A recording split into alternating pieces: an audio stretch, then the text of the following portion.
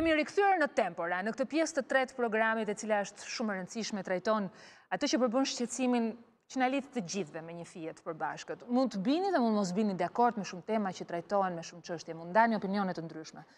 Por sot përballemi me një situatë problematike të gjithë një lloj.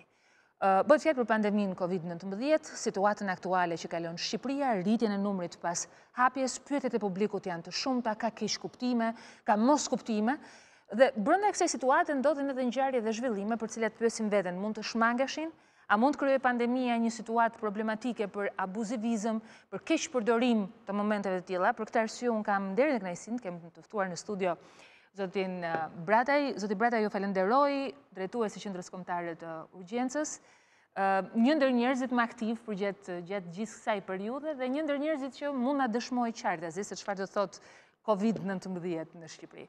Kam zonjën Mimoza Hafizi, e cila vjen për herë të parë në këtë studio dhe vjen në cilësinë e kandidates për rektore të Universitetit të Tiranës. Edvin Prifti, që është një mik i programit, le të themi, shefi i kardiokirurgjisë në Qendrën Spitalore Universitare Nën Tereza, pedagog, kemi qenë në këtë studio në shkurt ku kemi parathënë dhe unë atë program do ta ritransmetoj në gusht kur të jetë periudha e ritransmetimeve, Edi, sepse ngjan profetik. Duhet të ta njoh këtë merit, por do ta le ta transmetoj atë program në gusht. Në lidhje të drejtë për drejtë, nga një tjetër studio kam zëvendës ministrin e Arsimit, zoti Oltion Rumbullaku. Oltion, mirëmbrëma. Mirëmbrëma, Sonila. Ju lutem audion në studio. Unë do ta nis fillimisht duke kërkuar vetëm pak durim Oltionit edhe zonjës Hafizi, sepse dua ta nis me situatën, me momentin aktual. Zoti Brataj, njerëzit ndjen të alarmuar, shifra kaloi 100 një ditë më parë, jemi tek 92, me sasinë aktuale të tamponeve që përdoren. Numri ngjan disi më i ulët, ka një pretendim që po të jetë më e madhe sasia e tamponeve, numri do të jetë akoma më i lartë. Sa alarmante është situata? Situata është, si mund të thosh, rrjedhoj e hap mas hapi masave të lirimit, ose strategjisë së hapjes së publikut mbas mbarimit të karantinës. Gjë cila do të sillte një rritje fiziologjike të numrit të infektuarve, të cëmurëve të shkuar në spital, kuptohet? Gjë cila çon edhe si një përqindje në vdekshmëri. Normal që si rezultat i hapjes masave do të kishte më shumë kontakte. Por ajo që, si mund thuash, jo u neglizhua, po u la të interpretoj më shumë nga njerëzit, ose sosja e durimit nga karantina, ulja e numrit të infektuarve gati në minimum fare 2 ditët e fundit, dhe hapja e maj dhe fillimit, dha atë iden e mundjes së virusit, ose atë iden ku filluan pasaj muajin e 2 dhe të 3, gjithë media ta interpretonin si një lojë që nuk ekziston virusi. Dhe për fatin e keq, hapja nuk ndodh me njëherë infeksioni. Do ato 3-4 javët në të cilat infeksioni virusi të ketë mundësi të transmetohet, të gjej kushtet e inkubacionit, të shfaqi dëmtimet e vetë dhe të shfaqi smundjen. Kështu që nga 2 që ishte muajin e fundit në karantinë dhe 1 muaj në të cilin ne duhet ishim shumë të kujdesshëm mos ta prapnin virusin, solli si pasojë atë që pamë në qershor. Në qershor pasaj, në 4 qershor u bë hapja e masave të fundit, që ishin dhe më të mëdhaja, dhe ajo kapi periudhën e abuzimeve të majit, që s'kishin ardhur akoma numrat ose të infektuarit që ishin si rezultat i mes 18 majit edhe këtej. Kështu që në çdo 2 javë që mendoj të bëj monitorimi ose të pritej përgjigja e asaj formulës famoze 14 ditë që virusi të bëj atë, por nuk u llogarit ndofta koha e përhapjes infeksionit që të hynte pasaj në ato 14 ditë. Dakor, po për shembull, ato quhen, gjithë të cilat quhen në një ulje të vigjilencës, në një interpretim të ndryshëm, qoftë të medjave, qoftë të profesionistëve, qoftë edhe të profesionistëve të fushave të tjera. E nisët me median dhe pastaj thatë profesionistët. Ngjan sikur problemi ka qenë interpretimi, ndërkohë që për shembull. Jo interpretimi, s'është interpretimi, është ju, nëse ju kujtohet, gjatë karantinës, mbas tmerrit parë që dukej atë që prekte virusi do të vdiste, filloi interpretimi kur ka ardhur infeksioni. Sigurisht e gjëja më e rëndësishme se kishte ardhur në janar, në shkurt apo në mars. Media ka detyrën e saj, por për shembull profesionistët dhe komiteti teknik periudhën e karantinës në logjik të thjeshtë e shfrytëzojnë egzaktësisht për të ngadalësuar për hapjen e virusit, për t'i dhënë kohë vetes të marrin masa menaxhuese për atë që vjen më pas. Dhe pyetja është kjo, pavarësisht asaj që bën media, pavarësisht edhe pa kujdesit të njerëzve, menaxhimi që u bë gjatë periudhës së karantinës kësaj situate, a ka qenë mjaftueshëm për ta shmangur këtë lloj përhapje? Karantina tregoi që ishte një nga masat, ose në të gjithë botën, jo vetëm Shqipëri, një nga masat më efikase, që do të thotë distancim fizik. E tregoi më së miri që funksiononte.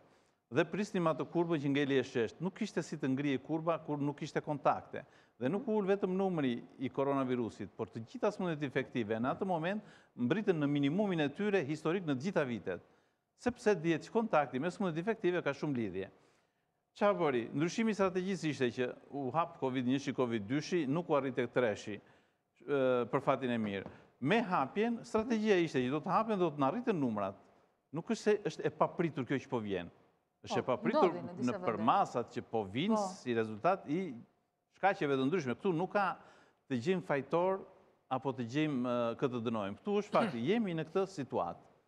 Që çdo gjë varet prapë sot në këtë moment nga ne, nga njerëzit. Po duke gjetur psen, kemi gjetur dhe sepsen. Pra pse erdhëm këtu, mund të kuptojmë sepse më pas. Pra dakord që të gjejmë fajtorët, por kjo mund na ndihmojë si ta përballim. Ne nuk mund të rrim mbyllur gjithë jetën. Patjetër. Karantina do të ishte pranimi i dështimit edhe nga ana e komitetit, kam përshtypjen. Po, kështu që zgjedhja e lockdownit nga ana e Shqipërisë çoi në këto shifra që kemi deri sot.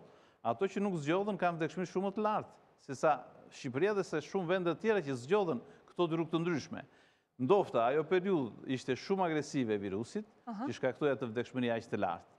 Dhe pyetjet e tjera pasaj që për sa i përket teksteve, testeve, tamponave, analizave të tjera, janë të gjithë faktorë që ndikojnë, por nuk duhet ngatrojmë objektivin kryesor me çfarë na rrethon.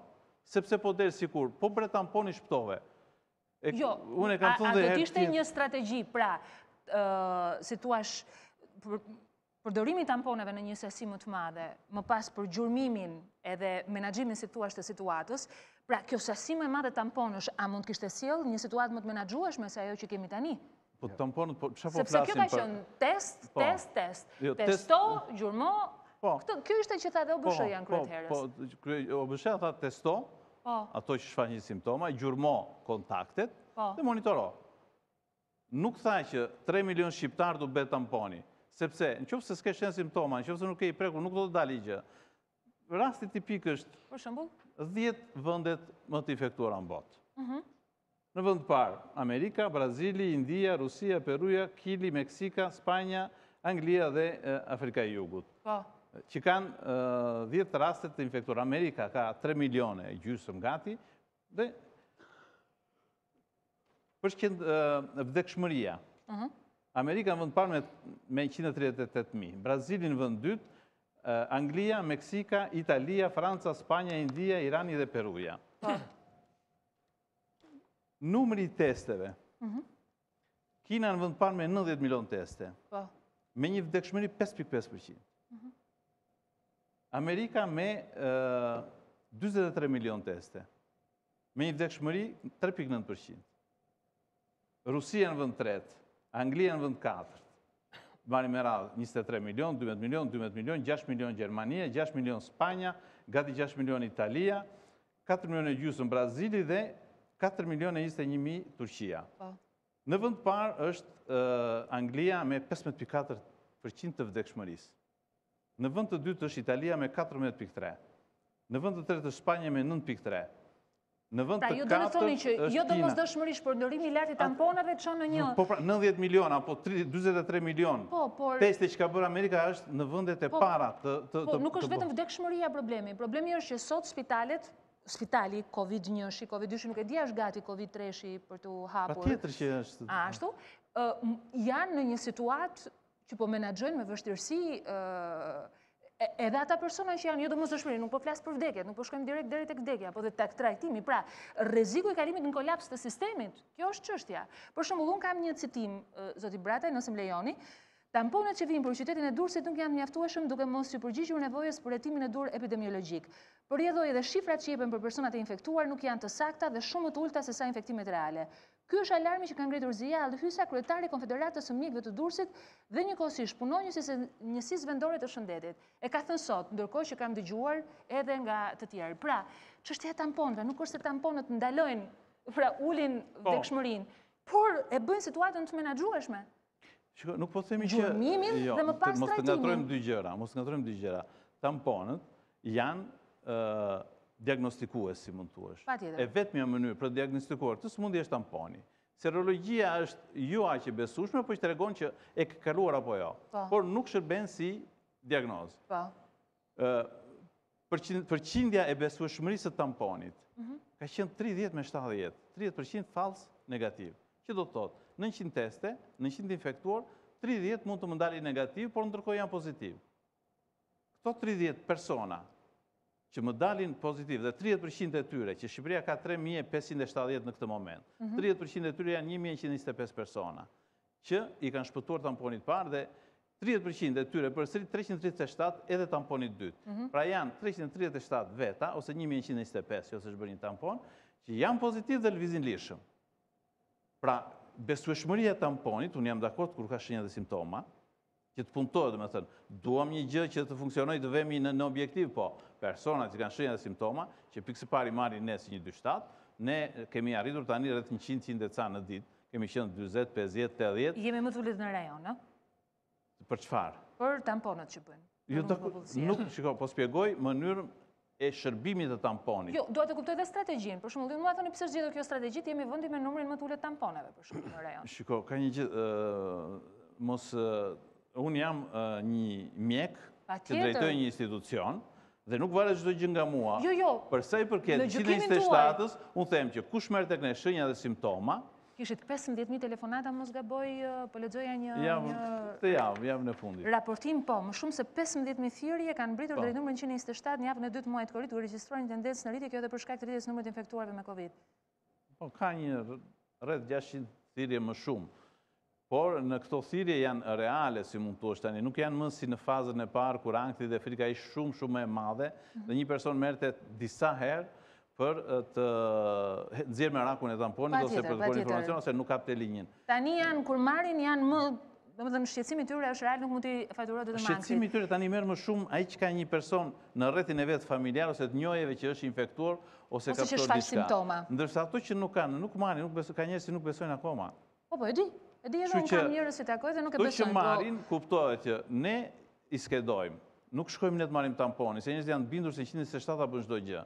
Ne ja kalojmë epidemiologut, siç vepron mjeku i familjes, siç vepron mjeku i urgjencës së spitalit. Në këtë menaxhim, meqense ka një përqendrim fluksi, pse nuk jepet më rëndësi mjekut familjes apo vënies në përdorim gjatë menaxhimit edhe spitaleve rajonal? Është bërë Tirana, unë e di që Edvin Prifti nuk e ka me dëshirë kur unë them që për shembull që SOT-ja është ndruar në një vatër infeksioni, do më thotë Sonila korrigjo termin, dakord, por që të shmanget. Jo, nuk është vatër, nuk është më vatër. Po pse nuk përdoren, pse nuk menaxhohet me vënien në aktivitet të spitaleve rajonale për trajtuar ato raste që nuk ka nevojë të vinë në Tiranë dhe po na vënë mjekët në rrezik, dhe mjekët e familjes, siç e bëri gjithë Europa. Le të mësojmë nga përvoja atyre vendeve që e kaluan dhe Jo, Evropa e bëri, po vdiqën 280 mjek në Itali. Dhe infektuar 29.000. Edhe mjekët, edhe infermierët, e gjitha armatës në më falë në qofse. Jo, e di. Më intereson edhe mendimi yt.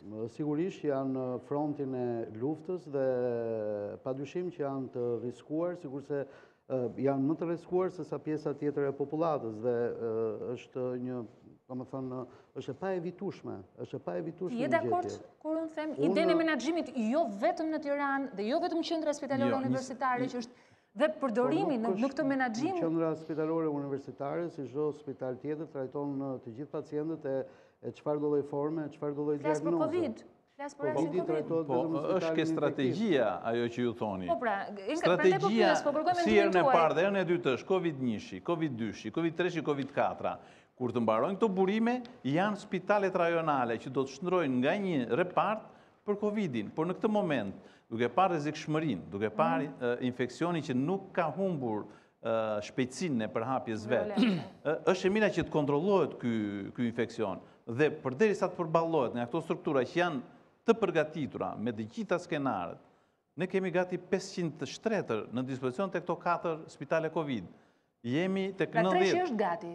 Sepse po sot vazhdon një pampuri që ndodhe jashtë spitalit 3 ishte një heshtje totale, asnjë lloj mase e marrë për mundësinë e vendit, sepse edhe të sakrifikosh në fakt edhe të smur tjerë që janë në sanatorium për të rikthyer sërish në një repart Covid, shefqet ndroqin, ndoshta nuk është logjike, pra është dhe kjo hije dyshimi. Se duhet sakrifikohen, ndërkohë që mund të vihet një spital që u ngrit në kohë rekord. Këto diskutohen në komitet nga specialistët përkatës dhe nga drejtuesit përkatës, ku kush e trajton infeksionin? Infeksionistët dhe pneumologët. Ku i kemi këto burime? Gjërat janë të thjeshta. Kur duam t'i komplikojmë dhe t'jam interpretimin që duam, i themi në të gjitha si duam.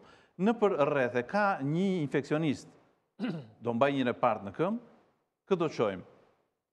Burimet janë këtu. Infektivi është 120 shtretër. Sanatoriumi është 190 shtretër. Covid-3 është gati 100 shtretër. Midis të cilëve do t'i jepen 20-25 pneumologjisë dhe pjesa tjetër Covid-4 që është gati, në këtë moment nuk e di sa, por në total janë rreth 500 shtretër. Në total 500 shtretër. Këto 500 shtretër nuk është se u zun dhe mbaroj. Sa të mbushen këto, ato që kanë hyrë të partë, sëmurët e partë, se për fatin e mirë kjo sëmundje ka një përqindje shërimi shumë të madhe, shumë të lartë, që do të thotë që pacientët hynë, bëjnë ciklin e tyre ato 1-2 javë dhe kthehen në banesë. Dhe lërohet shtrati, shfrytëzimi i shtratit shumë i madh. Ne me ato 500 shtretër mund të menaxhojmë edhe 5000 veta. Kur të kalojnë këto... Nevoja për kapacitetet të reja, atër kalojnë në... Dhe është në strategjinë që kemi hartuar. Edvin, si të është dukur menaxhimi i situatës? Do me thënë, ne sot ndodhemi... Marina, me tregu pak një kurbë, e cila është bërë nga një mjek me të dhënat aktuale, ajo kurba e famshme e dhëmbëzuar, se cilës nuk i japin dot interpretim një pjesë e mjekve, unë jam e detyruar të sjell dhe zërin atyre që flasin vazhdimisht. Mariana, ma vendos lutem dhe në ekran që ta shoh, po. Do më lejoje. Patjetër. Do më thënë, neve këtu nuk mund të bëjmë një analizë apo një bilans të gjithë elementve. Absolutisht, unë kam një arsye që e shtroj kështu bisedën. Por, jemi këtu për dhënë disa mesazhe të rëndësishme për publikun, të paktën ky është këndvështrimi im. Jam plotësisht, ose të themi me pjesën më të madhe, shumë dakord me ato që tha doktor Brataj dhe me impenjimin e tyre të deri tanishëm. Duhet kuptuar, mesazhi i parë që i duhet dhënë publikut është që kjo është një sëmundje e rëndë, është një infeksion i rëndë që duhet marrë me seriozitetin maksimal. Këtë e them sepse mjaftoni të shkoni një weekend, apo të kaloni në rrugët e Tiranës, apo në Bregdet, dhe do shikoni që njerëzit tashmë janë totalisht diffident, bile ka raste që edhe thonë që ky nuk ekziston e tjerë. Atëherë, për t'ju dhënë të kuptoj, do mundohem t'jap një shembull shumë të thjeshtë se sa i rëndë dhe çfarë rezultati të keq mund të ketë i smuri me COVID-19. Doktor Brata këtu dha disa shifra përsa i përket mortalitetit. Mortaliteti kompleksiv në botë, pra vdekshmëria kompleksive në botë, është përllogaritur në ato që ne i themi close cases, pra rastet e mbyllura, që përfshin rastet e vdekura, pacientët e vdekur dhe pacientët e shëruar, vdekshmëria është 7%. Ndërkohë që në vdekshmëria, numri i pacientëve që kanë pësuar vdekjen në raport me totalin e të infektuarve shkon 4.5%. Tani, kjo shifër, ndonjërit mund t'i duket me banalitet, mund t'i duket e ullët, por në Shqipëri, në vendin tonë, në QSUT, neve operojmë nga zemra dhe vdekshmëria e pacientëve që operojnë nga zemra është më pak se 2%. Që do të thotë që kemi përballë një sëmundje, sikur të infektohet e tërë populata e Shqipërisë, është njësoj si t'i operosh të tërë nga zemra, që janë operacionet më komplekse, dhe të kenë vdekshmëri minimalisht 2 herë më të lartë se sa ajo që është aktualja. Pra do të thotë, e përkthyer dhash një shembull pak banal, se nuk mund të krahasohen, por për të alertuar publikun që ky është një infeksion për ta marrë me seriozitetin e dur, pa u friksuar, por me seriozitet. Dakord publiku, po. E dyta. Duhet kuptuar një gjë, që karantina është një e vjetër sa gjithë historia e mjekësisë. Dhe karantina ka 2 target. Kur kemi një fshat ku ka ndodhur një infeksion, siç ndodhi me ebolën për shembull, në një zonë shumë të targetuar në Afrikë, u izolua dhe nuk pati kontaminim në pjesën eksteriore të karantinës. Ky është qëllimi i parë, kur ti do ta kontenosh, ta bllokosh infeksionin për t'u përhapur. Ka dhe një karantinë të dytë, siç ishte ajo që do u aplikua në Shqipëri, jo vetëm në Shqipëri, por edhe në vende tjera, ishte që sepse në Shqipëri u bë karantina, kur ndërkohë ishte në gjithë Evropën, apo jo? Ishte infeksioni. Pra, do ishte një utopi, do ishte një budallëk të mendoj që neve po e bënim të karantinë për të mos u infektuar popullata me 100%. Por, ishte një karantinë për të ralentuar, për të ngadalësuar përhapjen në mënyrë që sistemi të përgatitej me infrastrukturë, me pajisje dhe me njerëz. Më qëndro pak këtu, edhe vetëm një moment. Flasim për shtretër, flasim për pajisje, më qëndro pak vetëm një sekund.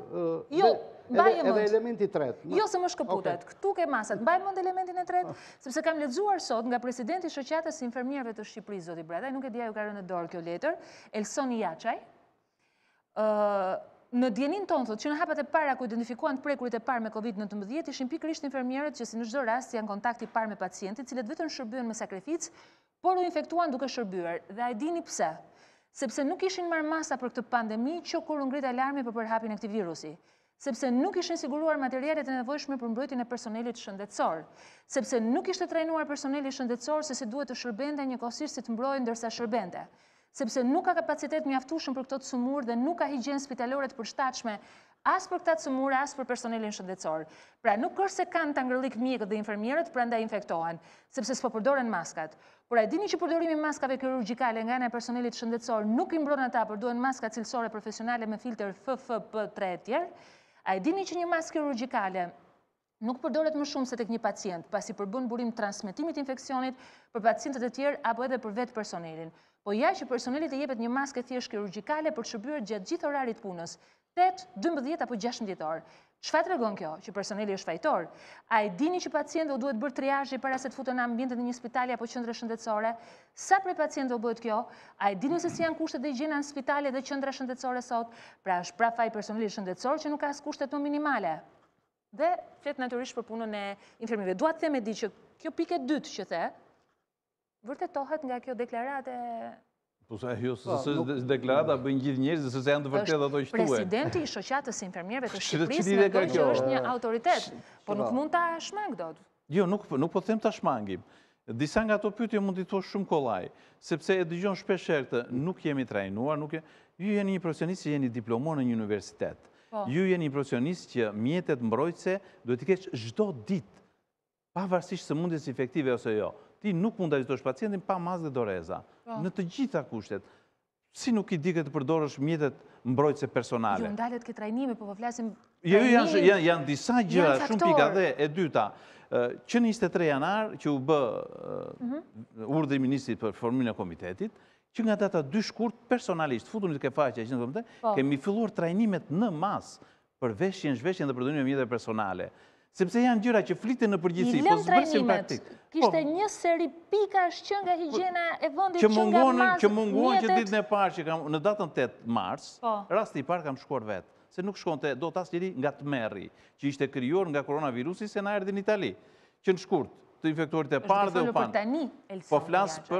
Po flas për masat mbrojtëse, për maskat dhe për veshjet. Të cilat dhe sot, sipas ti mungojnë. Pra, referenca që i bën kësaj vale, nuk e di është valet dytë, po themi valës pas rihapjes. Zonja me që më vjen keq, për Tiranën, para spitalarën i ka marrë personalisht që ditën e parë, që në 1 mars, që në 2017 në Qendra Kombëtare Urgjensë Mjekësore në planin e maksi emergjencave, duke qenë se vi nga një shkollë ku kam qenë pjesëmarrës për 22 vjet, kisha blerë 200 uniforma në 2017. Pra ju hidhni poshtë pretendime, zoti Brataj, sepse ka qarkulluar sot në të gjithë portalet kjo letër. Shiko, mund të bëj një deklaratë tani dhe si person. Po, në qoftë se jeni ju profesionisht presidenti i Shoqatës së Infermierëve, në qoftë se përfaqësoni një zë natyrisht, deklaratat do bëhen. Për shembull, të bëhen me baza. Unë kam dashur shumë zoti Brataj të vendos të fusim kamerën në radio televizionit ora për ta parë këtë situatë nga brenda, siç është bërë në të gjithë televizionet botërore. Në të gjithë, pa përjashtim, mund t'ju jap. Ne nuk jemi lejuar të hymë në infektiv. Të shojmë, e kanë bërë të gjithë zoti Brataj, mund t'ju jap në transmetim. Unë nuk jam drejtori spitalit apo infektivit. Jo, dua të them që unë të vërtetoj nëse kjo është e vërtet apo jo. Dhe patjetër nuk vë në dyshim asnjë nga deklaratat tuaja zoti Brataj, po ne si media kemi të drejtën të ngrejmë çdo lloj pyetje dhe të dëshmojmë. Po ja përgjigje për ato pyetje që dëgjova disa prej tyre. Mund të lejohemi të bëjmë edit, je ke parë ti je I televizioni italian e shikon rregullisht. Po, ne jemi, unë paktën e mendoj kështu që secili prej nesh mundohet të japi atë që eksperiencën e tij dhe atë që ne prekim. Unë nuk e di se ç'bëhet në Durrës, mund ta marr me mend, sigurisht nuk është fush me lule, se ne ky vend jemi me këto probleme, edhe kemi 100 vjet ky vend, nuk është se u bëm tani.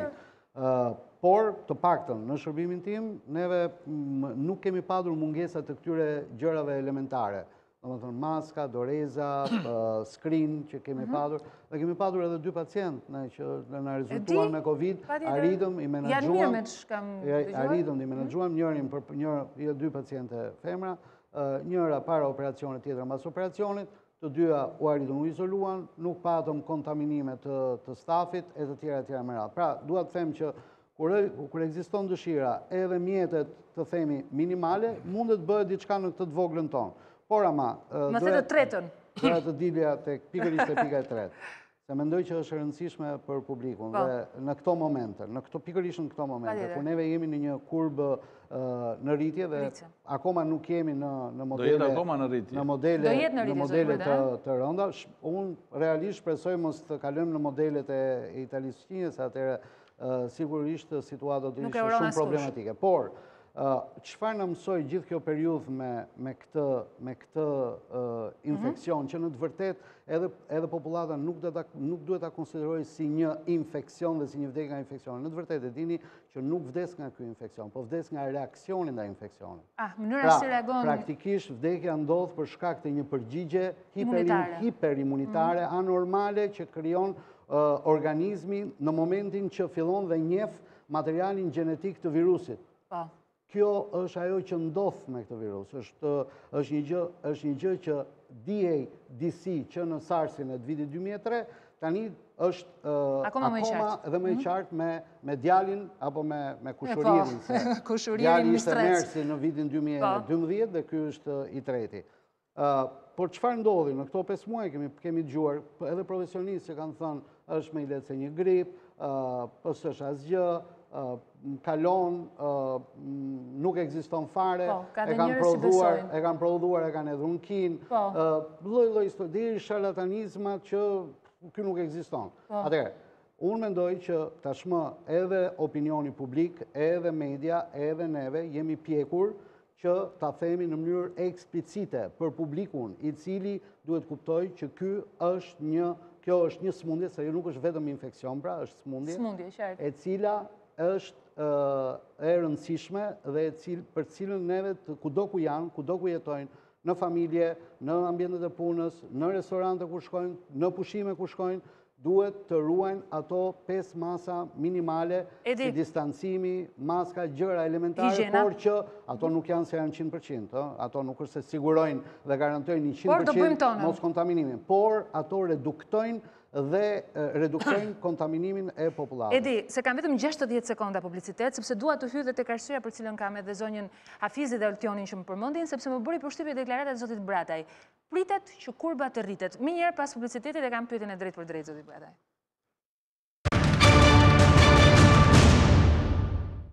Jemi rikthyer në tempora, jemi duke folur për këtë situatë, zoti Brataj, ju më pohuat që pritet rritje e rasteve. Po. Për shembull, si e parashikoni këtë kurbërritje, deri në çfarë periudhe? Atëherë, ajo që thash në fillim ishte fakti që masat e fundit ishte 4 qershori. Po.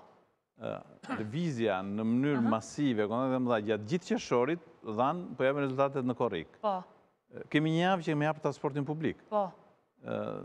Dhe ajo do javët e veta, apo respektohet ashtu siç duhet transporti publik me maska, me distancë, me numër njerëzish duhet hypin. Kështu që dhe kjo është një masë viruse që do të rrisi në një përqindje të vogël, por do të rrisi të infektuarit. Qartë. Kështu që për këtë arsye them që dëmi i qershorit është gati për gjithë korrikun. Dhe kjo do të bëj edhe për fillimin e gushtit, mendoj që do të jetë në rritje. Dhe për fillimin e gushtit. Ma lidhni pak Oltion Rumbullakun, Olti, të falenderoj shumë që pate durimin të na dëgjosh deri tani, po që një arsye pse unë bëra gjithë këtë hyrje të gjatë për të bërë pyetjen e drejtë për drejtë. Mariana, ma vendos pak edhe dekretin, të lutem, sepse Ministria e Arsimit, e cila ka dhe tagrin për të bërë këtë gjë, Oltion, ka vendosur që në datën 30 korrik të mbaj edhe zgjedhjet në universitete. Në këtë panoram, në këtë kontekst, të thënë edhe nga mjekët në studio, ku pandemia pritet të shtojë numrat, a ishte normale të vendosit të mbajshin zgjedhjet në datën 30 korrik? Po, në fakt, këtu mund bëj një sqarim. Ligji parashikon që zgjedhjet e para duhet përcaktohen nga Ministria. Pra data e zgjedhjeve të para flasim për para 4 vitesh. Ndërkohë që për zgjedhjet e tjera, duke filluar nga këto, normalisht duhet i përcaktojnë vetë universitetet. Por, universitetet vetë, thuajse në mënyrë unisone, kanë përcaktuar në rregullorët e tyre, në statutet e tyre, që datën e zgjedhjeve e përcakton Ministria. Pra, ja kanë lënë, le të themi, përsëri Ministrisë këtë si një lloj vendimarrje ceremoniale ose nominale, por jo një vendimarrje që është e përfshirë në bazën ligjore. Ajo që duhet kemi parasysh, Sonila, dhe që doli edhe nga diskutimi deri tani, është që problemi më i madh fakt nuk është vendosja e datës tani në shtator apo data e mbarshme qershor. Problemi i madh është që fillimi i vitit të ardhshëm akademik, përgjithsisht të paktën në gjithë atë që ne po ndjekim edhe në institucionet ndërkombëtare, në mbledhjet online që zhvillojmë, viti i ardhshëm të paktën deri nga muaji janar parashikohet përsëri zhvillohet online. Kështu që ne në bazë të treguesve të ecurisë së pandemisë. Po. Pra kjo është një informacion që e merrni nga institucionet mbikëqyrëse ndërkombëtare.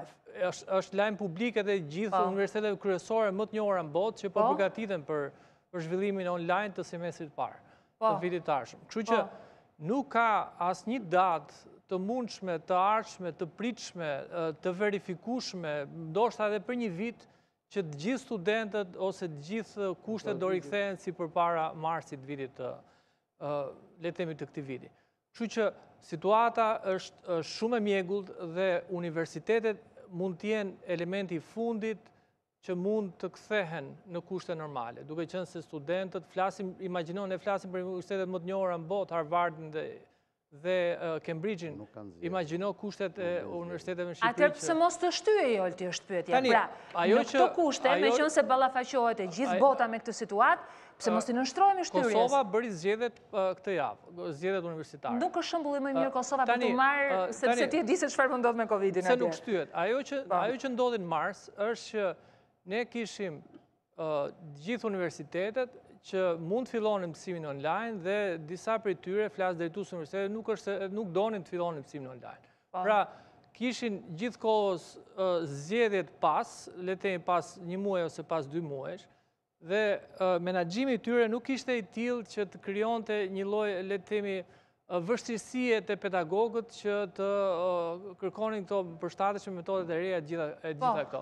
Kështu që u desh një ndërhyrje, le të themi, nga Ministria relativisht e fortë që të bindeshin universitetet, bindeshin fakultetet që të futeshin mësim online, ato vazhduan mësimin online në bazë të orientimeve tona dhe të paktën edhe nga një sondazh që kemi bërë ne, mësimi online ka shkuar mirë, studentët nuk kanë pakënaqësi shumë të mëdha se sa ndaj mësimit në kushte normale. Kështu që e gjithë ecuria është relativisht pozitive, por ajo që është më e rëndësishme është që viti tjetër, flasim duke filluar që nga nëntori, duhet të jetë shumë më e përmirësuar. Duhet që universitetet të jenë të përgatitura, duhet të kenë gjithë stafet drejtuese që duhet të kenë patjetër mandat, ato që nuk e kanë tani, pra gjithë rektorët, senatet e tjerë nuk kanë mandat dhe nuk kanë... Pra, sipas jush një mandat i ri do t'i bënte edhe më të angazhuar, pra të cilët e njerëz? Patjetër do t'i bënte plotësisht angazhuar, sepse realisht ka qenë shumë e vështirë që të bindje rektorët dhe dekanët, të cilët një pjesë me mandat të mbaruar, edhe rikandidojnë, t'i bindje ato që të kishin kujdesin e nevojshëm që të zhvillohej edhe mësimi online, pra të zhvilloheshin gjithë ato procese. Ka qenë relativisht shumë që kanë edhe rikandidojnë, nuk e di nëse edhe sërish do të kenë të njëjtin... Imagjinoni tani... Pra dhe nëse bëhen zgjedhjet, nuk e di nëse do të kenë të njëjtën qasje... Imagjinoni ta lësh edhe vitin tjetër, le të themi të tillë, të padiskutueshëm, të paqartë, pse? Sepse duhet gjejmë momentin perfekt që duhet t'jenë gjithë studentë. Jo, nuk flasim momentin perfekt, se në gjanë pak, po tonë jemi në kulmin e pandemisë. Pra, rezikohet shëndeti i njerëzve, vatrat shtohen, e sa po e tha zoti Brataj që pritet të rritje Kulmi i pandemisë mund të jetë në shtator, kulmi i pandemisë mund të jetë shifrat tetor, janë në mund të jetë rritje. në nëntor. Janë në rritje. Ne nuk mund të them, ne duhet bëjmë gati universitetet po.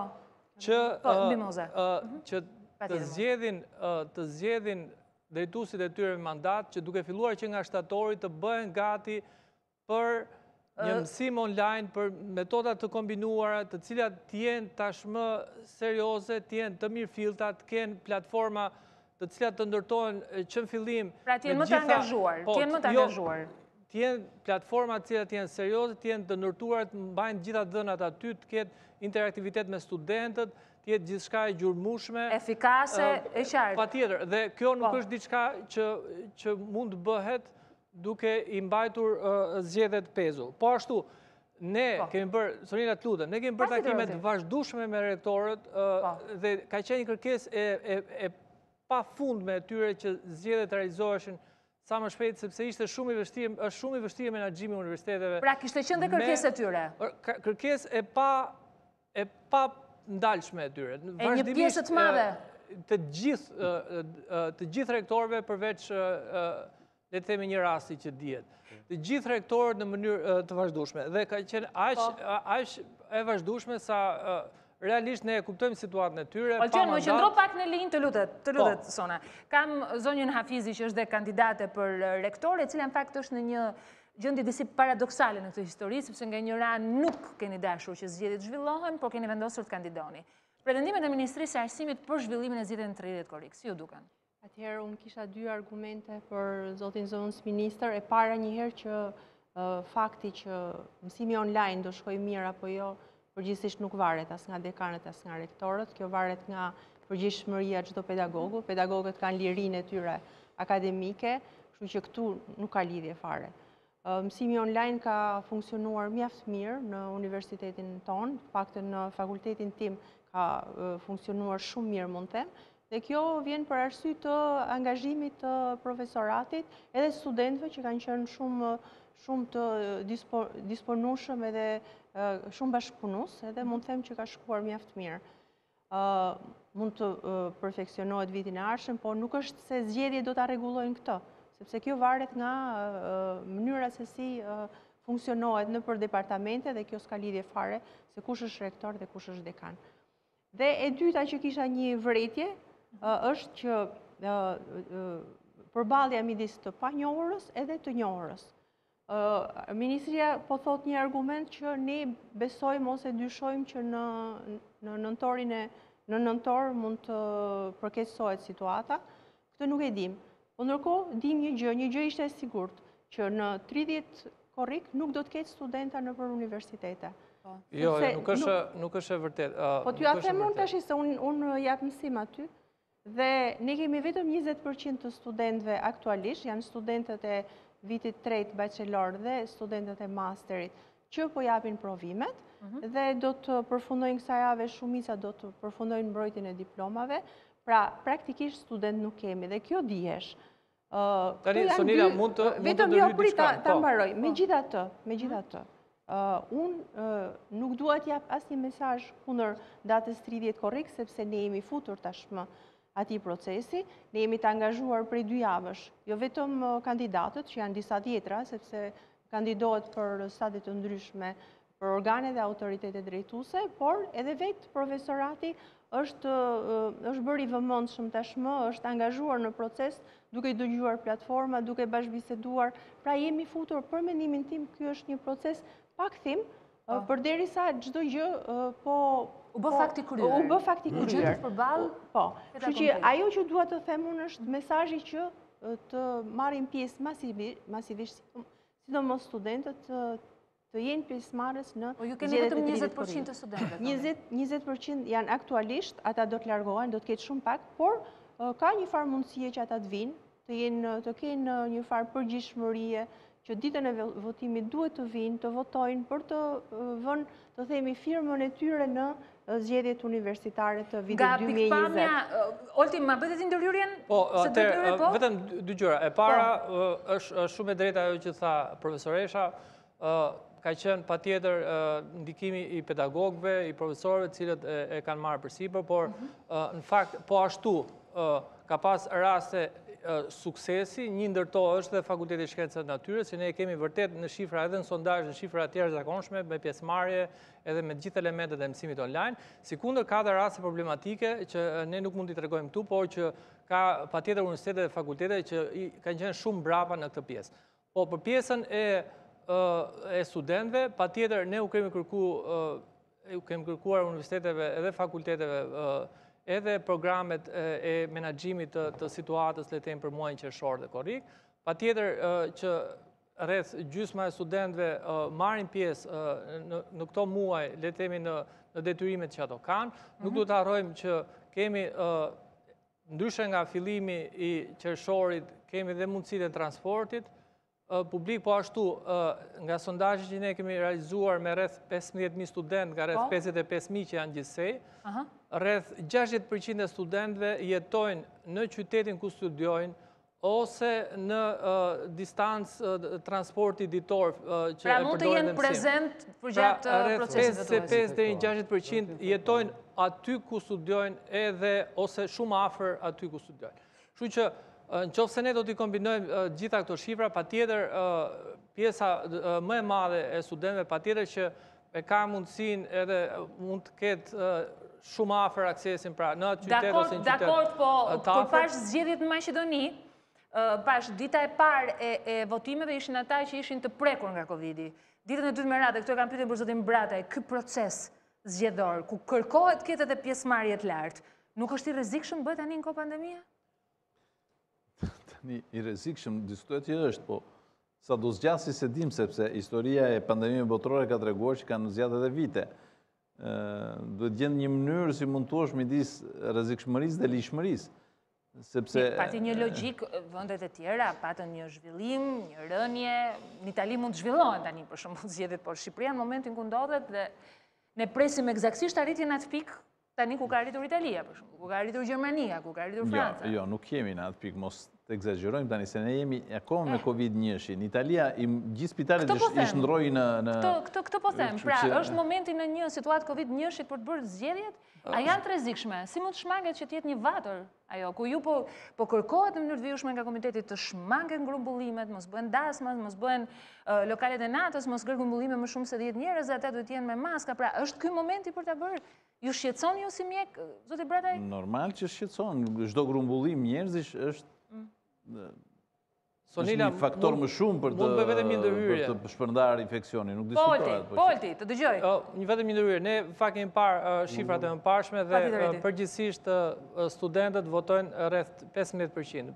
Ato kuptohet janë zgjedhje cilat nuk kanë pas asnjëherë një numër të jashtëzakonshëm nga studentët. Lajmi keq ky Olti, nuk jemi në kushtet e një lajmi të mirë. E rëndësishme është që studentët të marrin pjesë, e rëndësishme është që studentët marrin pjesë, por nuk është se studentët, le të themi, janë fokusi kryesor i këtyre fushatave. Fushatat kryesisht zhvillohen me pedagogët, sepse aty është pjesa më e madhe e votave dhe e rëndësisë votave.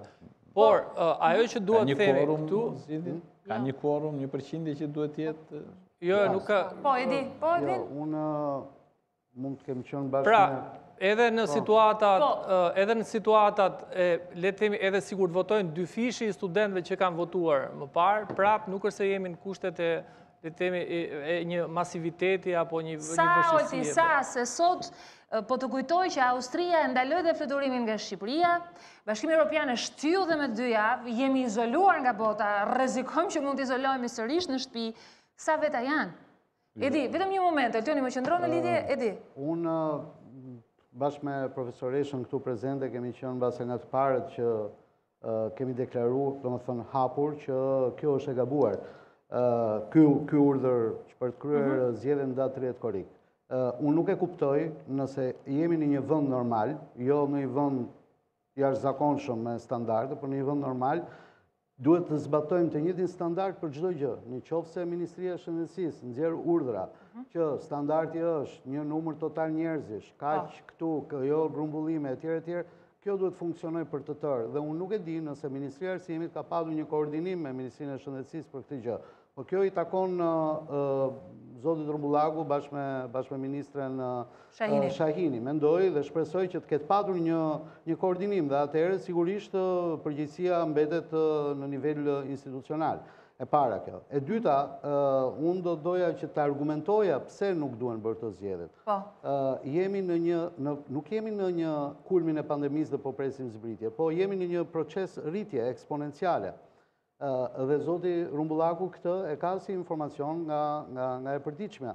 Dhe nuk mundet të marrim shembull Kosovën, dha si shembull Kosovën. Atëherë unë jap shembull Serbin. Në Serbi u bën zgjedhjet, ato zgjedhje vetëm me një kandidat. Sot për shkak të një rritje eksponenciale, sot komuniteti evropian, përveç shteteve që ishte Shqipëria, Kosova, Maqedonia dhe Bosnia, sot ka bllokuar edhe hyrjen dhe daljen e shtetësve nga Serbia apo Malizi. Pra, këto janë gjëra serioze, nuk mundet ti neve të përdorim dhe të themi, po në shtator, ne nuk e dim, po në shtator mund dali një ilaç i ri. Do me thënë, sëmundja ka të panjohura dhe të njohura e veta, por shpresa ajo që neve na mban. Lufta është lufta me vdekjen, nuk është një gjë kaq e thjesht, por nuk është edhe një gjë që s'kemi arma apo mundësi për ta realizuar. Argumenti që nuk mund të vijohet me këtë staf, sepse është kërkuar nga vetë. Për mendimin tim, unë nuk do doja të isha në rolin se uroj shumë që të bëhen, me qenë se e kanë marrë vendimin, por një vendim i gabuar do dhe kurajem, kur vendimi është i gabuar të riqet, për mendimin tim. Jemi në kohë? Ka kohë për të të rishur së të shdeta 14? Për nëntor, mund shtu edhe mas i viti. Nuk ka si gjë të keqe. Një demokraci e aplikuar keq kthehet në farsë dhe falsitet. Demokracia është gjë më serioze dhe aplikimi i saj, sidomos demokracia universitare, se po flasim për kasën më elitare të kombit. Dhe në qoftë se neve friksohemi dhe bëjmë mirë që frigohemi kur për punëtorët, për punonjësit e fasonerive, të cilët sido që t'jenë janë kasë punëtore, me gjithë respektin, pa dyshim dhe duhet i shpëtojmë dhe ata, imaginoni që me duar tona neve po marrim klasën më elitare, studentët, bashkë me pedagogët dhe po i themi hajde dhe votoni. Sot, kandidati rektori ynë, aktual, edhe kandidati për rektor, para se të vija këtu, dhe bëri deklarat në një mass media që bëri një deklarat që, sepse ai edhe kryeson grupin e luftës në Covidit brenda në QSUT, bëri një deklarat me drejt që numrat janë në rritje dhe po preken dhe moshat e reja. Atëherë, nëse po preken dhe moshat e reja dhe ka të dhëna që statistikore që po preken moshat e reja, si mundemi neve të vendosim studentët në këto kushte? Ky është një problem i cili nuk mundet të ketë, mund vi momenti dhe mos ketë asnjë lloj justifikimi dhe unë nuk do doja të isha në vendin e zotit Rumbullaku, se pastaj mund të jetë shumë vonë për të dhënë justifikime. Zoti Rumbullaku, jemi në një situatë që unë mendoj nuk ka ligji, mund të ndryshonte ligji. Zgjedhjet i organizojnë universitetet. Zgjedhjet i organizojnë universitetet. Se nuk është se, domethënë, ka ardhur momenti që edhe ligji duhet parë. Sepse neve sot themi do bëjmë zgjedhje sepse u bë 4 vjeçari. Po a kemi ne një analizë nga ana e Ministrisë së Arsimit se si ka funksionuar ky akademizëm kapitalist nga viti 2007, pra kjo demokracia universitare në thonjza. Çfarë ka prodhuar? A i kemi universitetet më të mira sot? A i kemi rankimimin si e kanë këto universitete, në çfarë niveli janë? Si është mobiliteti studentëve? Sa student neve çojmë jashtë dhe sa na vinë? Cila është frekuenca e Erasmusit? Çfarë mobiliteti kemi të pedagogëve? Mos harroni, 20 vjet përpara pedagogët shqiptar shfrytëzonin bursat e Tempusit edhe studionin në komunitetin evropian. Sot nuk ka më asnjë gjë të tillë. Cila është si është politika e zhvillimit të personelit? Si është stimulimi apo si është stimulimi i mediokritetit apo jo mediokritetit? Do me thënë, pra mendojnë Edi që zgjedhjet të bëra në këtë formë nuk prodhojnë ato që do të... Jo, unë e them në kuptimin që është një ligj i cili, si çdo ligj, aplikohet, ka 13 vjet që aplikohet, do një analizë ku jemi dhe ku do shkojmë. Sepse sot neve aplikojmë sistemin e demokracisë, përmendi zëvendës ministri, Harvardi. Po e di zëvendës ministri që Harvardi s'ka zgjedhje? Nuk bëhen zgjedhje në Harvard, sepse sot, bile dhe në Evropë, modeli i kësaj i zgjedhjeve është hequr dorë. Sot bëhen me borde ndërkombëtar, merret merret profesori, kandidati për rektor nga Franca dhe shkon në Edvin, më falë, mund të dule për diçka. E di çfarë më ka bërë përshtypje? Gjatë gjithë kësaj kohë, në fakt kam bërë zotin Brataj. Më falë, këtë dhe nuk Po, patjetër, jo, Edi. Neve kemi një Mjaftuar për ligj folur. i cili ka një element shumë mirë që mund të jetë dhe për shembull e lejon ligji që të vijë një rektor, një profesor i njohur shqiptar ose jo shqiptar nga jashtë dhe të bëhet rektor në një universitet shqiptar. Më thoni mua juve ku janë këta rektorë që vijnë nga jashtë. Më thoni se si ka mundësi që zoti Rumbullaku sot këtu na thotë që ka qenë një kërkesë e rektorëve. Rektorët mbas datës 26 maj janë si puna ime dhe e profesoresha Fizit, janë pedagog të thjeshtë si gjithë tjerë, nuk mundet të bëjnë kërkesa ministres. Ata mund të bëjnë kërkesa si një pedagog i thjeshtë, por nuk mundet të bëjnë kërkesë që duhen zgjedhjet patjetër. Unë nuk arrita kuptoj. Dhe duhet një refleksion pozitiv në të mirë të institucioneve dhe në të mirë të shëndetit dhe të shoqërisë. Edvin, mund të bëj vetëm një konstatim të vogël. Oltoni, se do kaloj vetëm, kam 60 sekonda publicitet, 60 sekonda vetëm një konstatim të vogël. Më ka bërë përshtypje gjatë gjithë kësaj periudhe, kam parë që në komunikimet me publikun, në të gjithë botën, nuk janë natyrisht përveç Komitetit Teknik Mjekësor e kështu me radhë, po janë shumë studime që bëhen nga vetë universitetet. Unë deri më sot kemi arritur në këtë situatë pandemisë, nuk kam parë që në universitetet tona të nisë një studim, një punë shkencore, sado e paraprake, sado e thjesht dhe t'i serviret publiku. Dhe e kam të si vrejtje, vetë kam qenë pjesë e akademisë bashku me Altionin dhe bashku me të nderuarit në studio, po më bë përshtypje që... Ka studime, Sonina, nuk duhet të tani këtu, për periudhën e pandemisë... Edhe për Covidin ka studime nga pedagogët tanë, të cilët kryesisht punojnë në Institutin e Shëndetit Publik dhe në smundjet infektive. Më vjen mirë që janë. Por studimet ka një proces, nuk mundet të mblidhen rastet. Neve kemi disa të dhëna parapraka. Do pak të një studim, si kur ca të dhëna, ca data, të meren dhe të kryosh një ide. E di se çfarë po them. Vetëm 60 sekonda dhe me një herë me zonjën Hafizi dhe me Oltionin.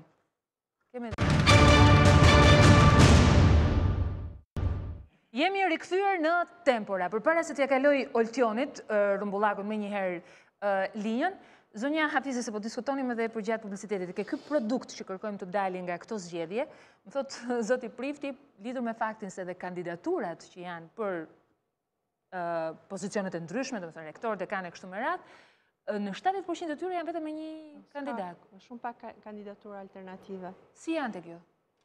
Në Universitetin e Tiranës, vetëm njëri fakultet ka sfidant. Po? Gjitha fakultetet e tjera ruajnë të njëjtin kandidat, dekanin e mëparshëm.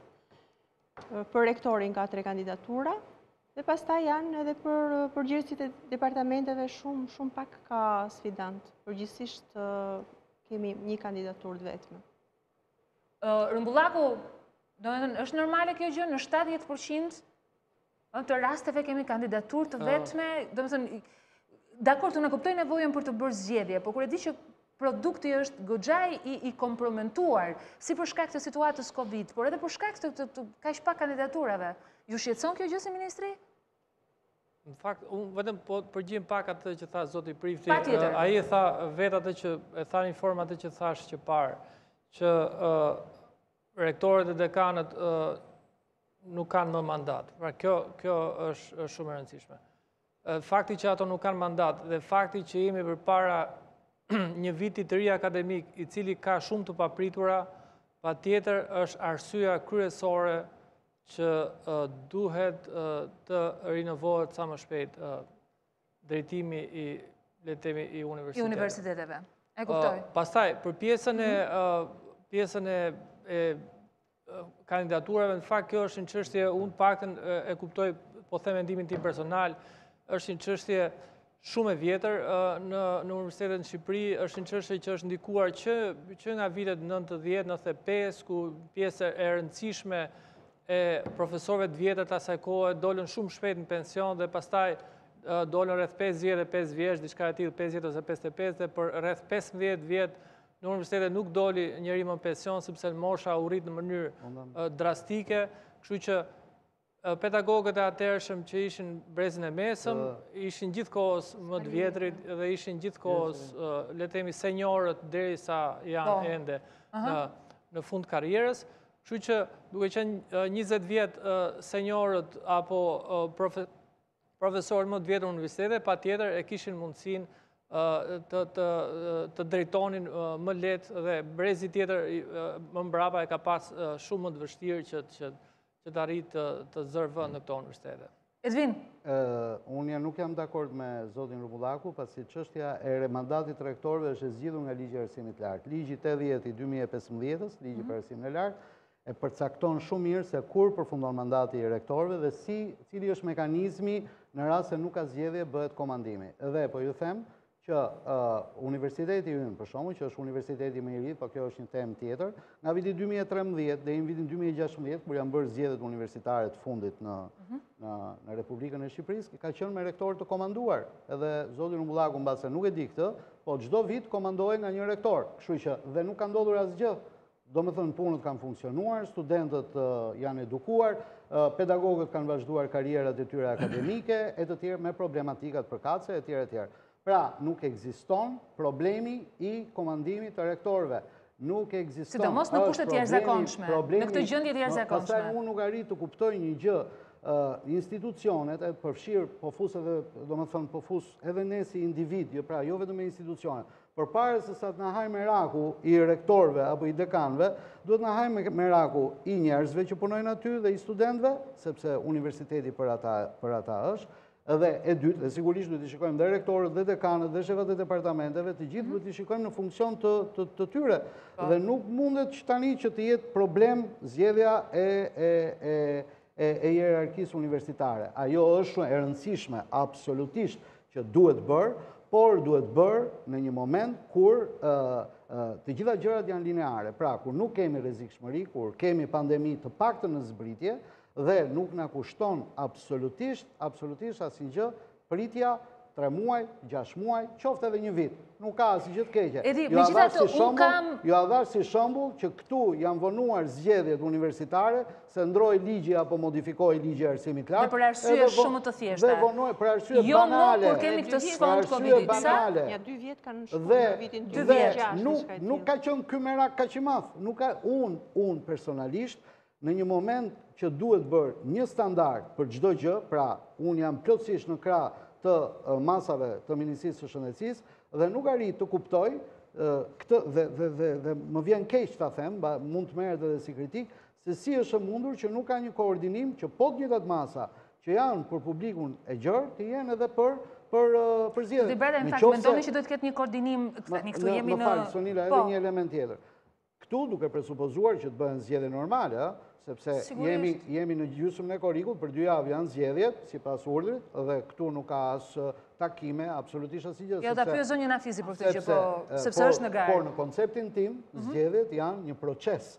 E kam thënë dhe herë tjetër, zgjedhjet nëpër universitete është procesi i teqimit. Dhe komunikimi. Profesoresha Afizi, kur të komunikoj me kolegët e saj, me idetë e saj, se e menaxhon më mirë jetën akademike të Universitetit Tiranës, do komunikoj drejt për drejt me ta. E pra, mbajeni mend që ky virus që po qarkullon ka të njëjtën mekanizëm teqimi.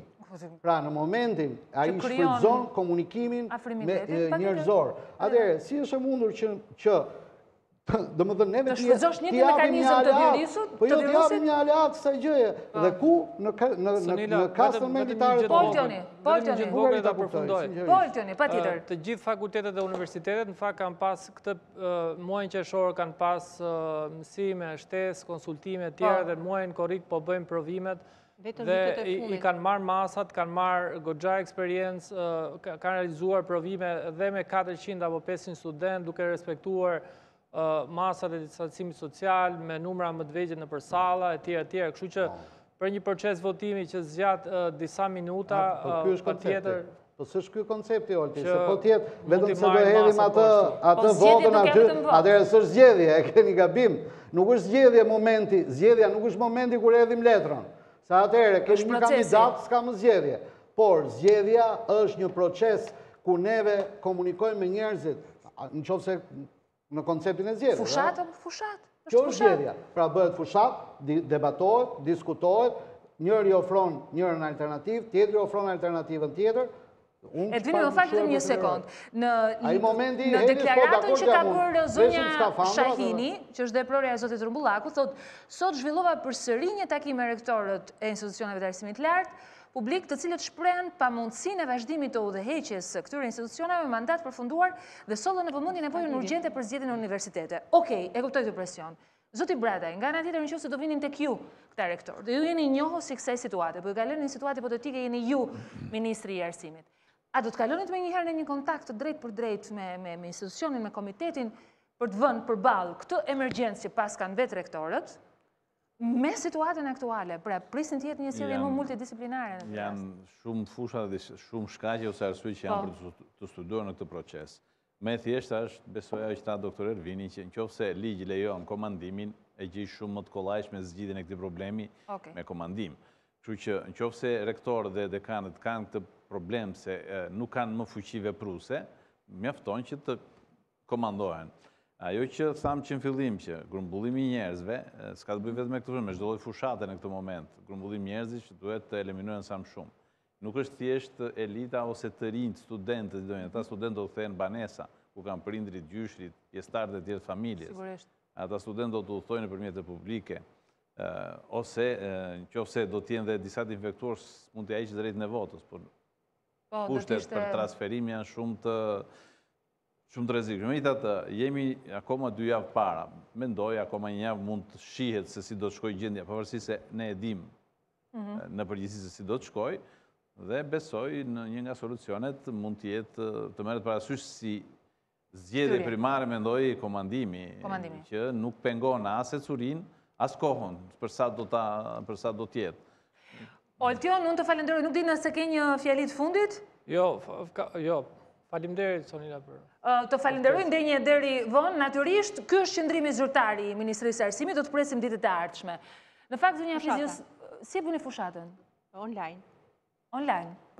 Jo, me thënë të drejtën, komunikimi online është shumë praktik edhe me të vërtetë që është shumë produktiv. Është i vështirë për të organizuar. Unë janë rreth 40 njësi që ka Universiteti i Tiranës, domethënë të rendit departamenteve. Unë i kam bërë agjendën për gjithë secilin, në varësi të preferencave të secilit departament, kam organizuar takimin online. Sot kam pas 4 departamente. Do thënë, kam pas një ditë të gjatë komunikimesh, por shumë të këndshme, sepse je ballë për ballë edhe realizon një mbledhje siç realizojnë webinare. Pra nuk e dëmton si thua procesin. Në pikpamjen e komunikimit jo. Domethënë, po të jesh kreativ, po të kesh vullnet, po të kesh kurajo, sepse do shumë energji. Më përpara ke shku në një fakultet edhe ke bërë takim me gjithë stafin, kurse tashi unë i marrë departament për departament. Do me thënë, një takim mua më merë 15 njerëz, ndërkohë që Universiteti Tiranës ka 700 e ca pedagog. Do vullnet të fort që ta bësh, por është shumë produktiv, është shumë i këndshëm, sepse takohesh ballë për ballë me njerëzit, është shumë efikas, mua më pëlqen, dhe më thënë, fakti që e kemi nuk e kuptova do të vendimin tuaj për të hyrë në garë. Pra, përveçsisht gjithët këtyre problematikave që ju dhe zoti Prifti i renditet qartësisht. Se hyra në garë në këtë situatë? Në këtë situatë. Pra, ju ishit kategorikisht kundër që zgjedhjet zhvilloheshin 30 korrik. Unë isha shumë kritike, edhe duke parë edhe reagimin e kolegëve, kishte një farë revolte atë ditën e vendosjes datës, por ishin para faktit të kryer. Në qoftë se zgjedhjet do të zhvilloheshin edhe pa praninë time. Sigurisht. Mirë po, unë përgjithsisht jam kundër bojkotit, edhe them që gjithmonë duhet të ofrohet një alternativë me kurajo, edhe besoj jam e bindur nga dita në ditë që kam bërë shumë mirë, sepse ngjallet një shpresë e re, ngjallet një alternativë e re, ide të reja që qarkullojnë, por ndryshe po të mos isha futun, me siguri do kishim edhe një kandidat të vetëm për Universitetin e Tiranës, pra do ndodhte ajo që po ndodh në shumicën e njësive, edhe këto zgjedhje përgjithsisht nuk do të kishin asnjë mesazh. Unë besoj se duke pas disa alternativa, ka mesazhe, ka opsione të reja që ofrohen, edhe kjo është shumë e mirë, shumë e shëndetshme për mbarvajtjen, shpresojmë, të universitetit në të ardhmen, por edhe për demokracinë universitare. Edvini tha që në Harvard nuk ka zgjedhje, dhe përgjithsisht ka një farë, nuk është se zgjedhjet në universitare janë në një standard ndërkombëtar. Ne kemi pranuar këtë qysh para 20 vitesh. Edhe mund të them që nuk është një sistem që ka funksionuar. Është shumë ka dhënë një rezultat jo pozitiv për universitetet. Por, unë gjithmonë e ka menduar si një proces zhvillimi. Pra, vjen një kohë që edhe demokracia universitare piqet, edhe ka mundësi që në momentin që piqet, atëherë ajo do të japi... Të vetë regulohet. Kalohet në një stad tjetër.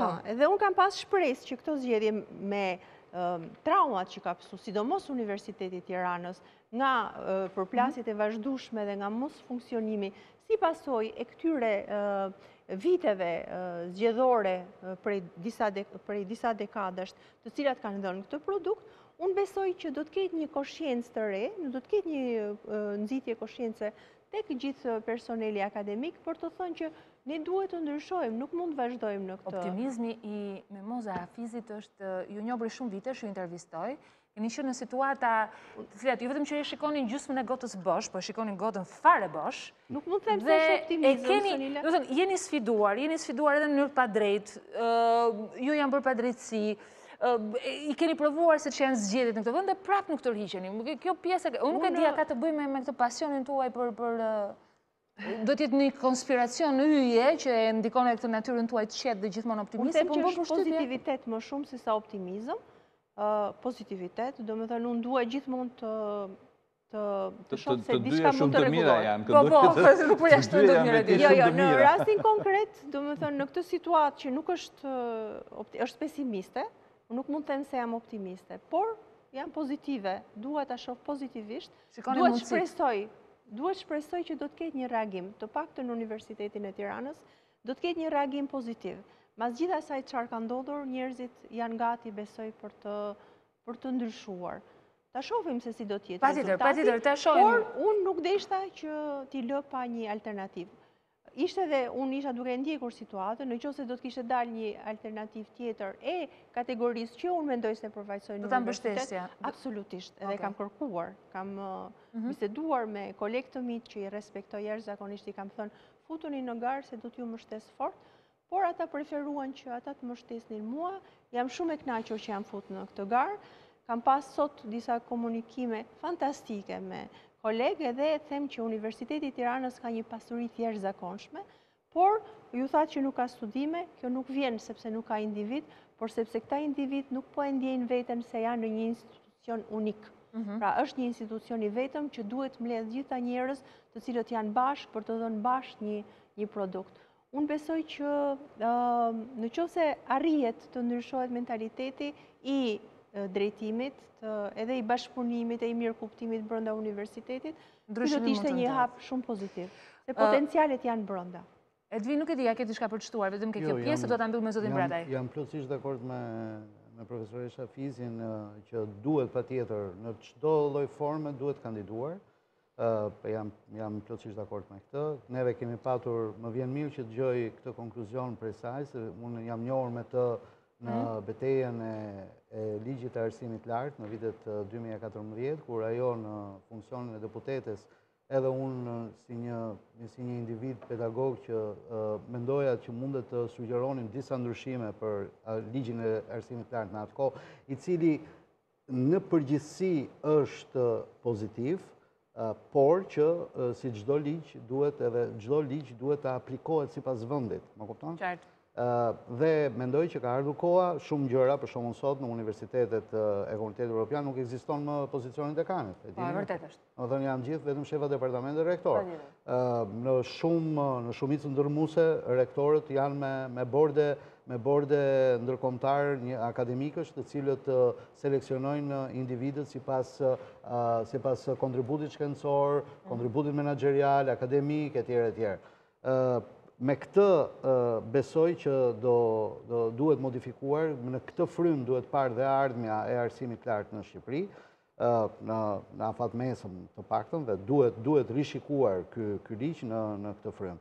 Në mënyrë që neve të mos përballemi as me kandidatë të cilët mund të lejnë për të dëshiruar nga pikpamja e kualitetit e tyre, mos kenë konkurrencë, apo edhe universitete, për shembull, juve mbase duhet të dini se sa student për shembull kanë për universitetet e periferisë. Ka universitete të cilët po mbahen të hapur pa student. Domethënë në dek që kanë 2-3 student. Po, patjetër. Kujt i shërben kjo? kujt i shërbeu ndarja Apo që nuk funksionojnë deg të tëra. Kujt i shërbeu ndarja Universitetit të Tiranës, u nda një herë atëherë në vitin 91 në mos gaboja në 90-ën, me qënë se kishte emrin e diktatorit, pastaj u nda prap dhe kështu fragmentimi universitar, çfarë krijon? Prodhon këto mini universitete me pak pedagog, ku demokracia nuk funksionon. Demokracia funksionon në një mas të madhe.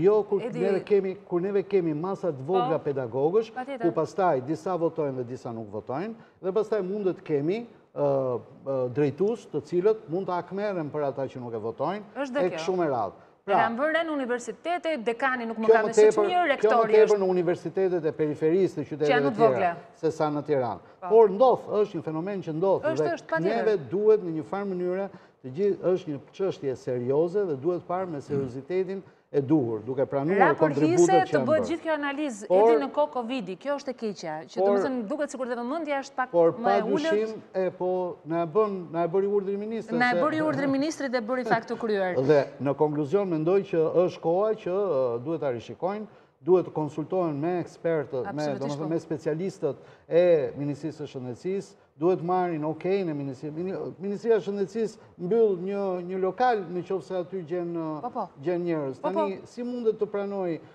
pranohet këto grumbullime masive? Domethënë mund të krijohet, domethënë duhet një koordinim institucional në mënyrë që gjendet momenti. Prandaj të thash se ka mundësi që në një deklaratë të ministres arsimit përmendet vetëm kërkesa e rektorëve. Për më tepër që kjo teori, që jo po tetori, nëntori apo dhjetori, çfarë bën një muaj në një smundje e cila ka të njohura dhe të panjohura, çfarë ndodh në një javë, nuk ndodh në javën tjetër. Dhe janë të gjithë energjitë e njerëzimit për të gjetur zgjidhjen definitive të kësaj smundje. Dhe mund të ndodhi që në shtator, në tetor, nuk e di, sa më shpejt e të mundur, mund të kemi zgjidhje dhe neve t'i kthehemi jetës normale. Dhe nuk ka arsye që këto gjëra neve t'i bëjmë me këtë nxitim në kushte alarmi dhe me një mënyrë kaq abrupte, me një mënyrë kaq që pastaj merr formën e një farse.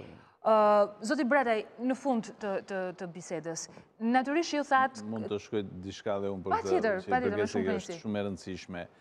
Këtu ne duhet të nisemi gjithmonë që institucionet e arsimit lartë, universitetet, janë djepi i dijes dhe i shkencës.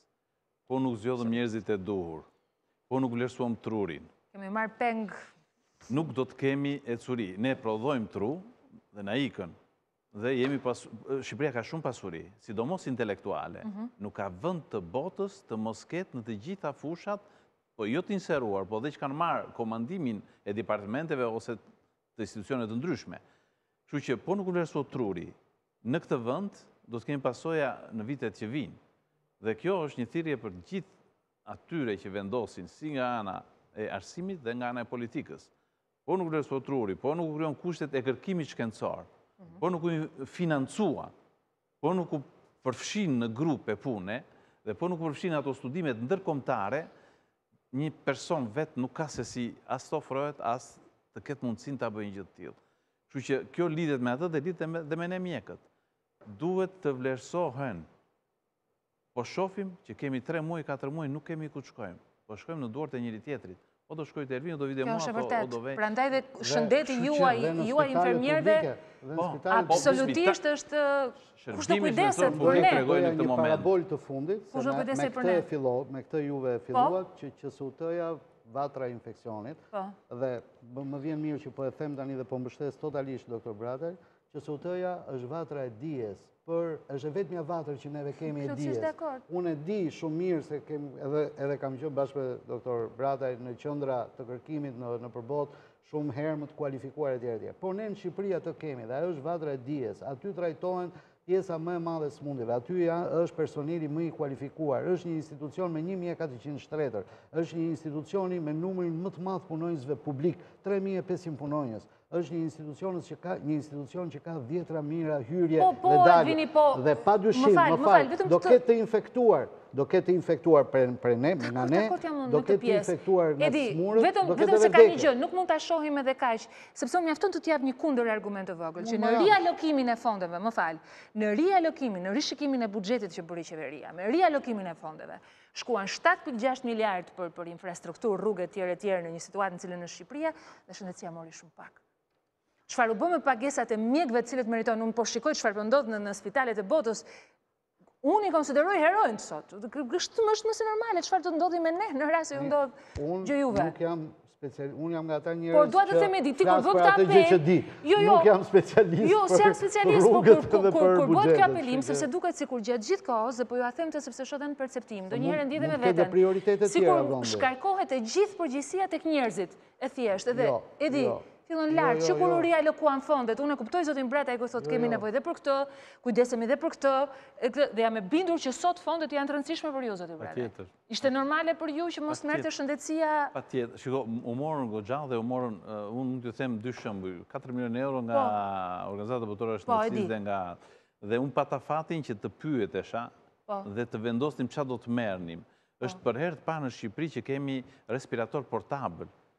15 që çdo spital rajonar, po merr një dhe spitale universitare që të smurin në kohën zero, e merr, e ketë intubuar elitet e respiratori, ventilatori, dhe mund ta çosh kudo, janë njësoj si ventilator. U shton kapacitetet me ventilator, respirator, nga 200 janë 256.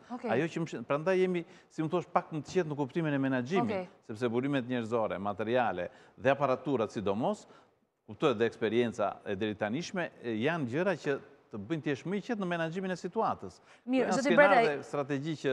Zoti Bredaj, një pyetje të fundit. Për te përgjegjësisë që kanë vetë individet për mos respektimin e masave, apo? A ka një përgjegjësi vetë autoriteti, dhe këtu i flas dhe komiteti etj. Në këtë situatë të krijuar? Shiko, nuk përjashtohet askush nga përgjegjësia. Askush.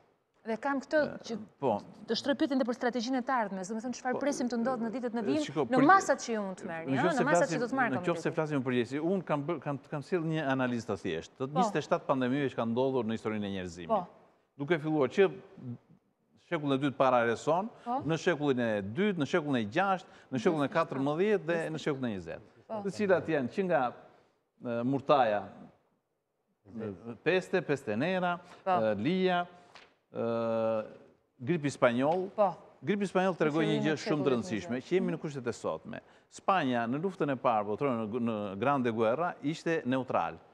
Dhe kjo lindi në Amerikë, gripi spanjoll. Po nuk e të shëmori e më spanjoll, po. E solë sepse Spanja, duke qënë as një anse, e kishte të lirë lëvizje. Dhe infekcioni në Spanjë arriti kulmin për arsye të kësaj.